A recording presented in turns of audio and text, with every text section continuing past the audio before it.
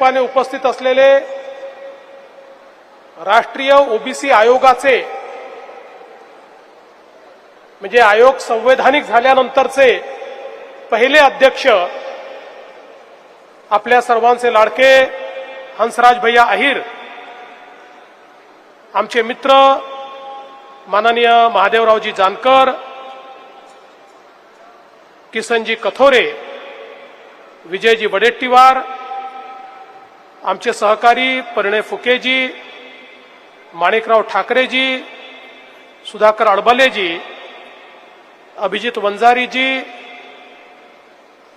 देवराव मुंगळेजी, बबनराव पाचोरेजी, अविनाश वारजूकरजी, या ठिकाणी उपस्थित आमदार मधु नाईक, संजय देरकर, त्याचप्रमाणे जाजुला श्रीनिवास गौड, रामदासजी मसराम, श्री शंकरराव, मंचावर उपस्थित असलेले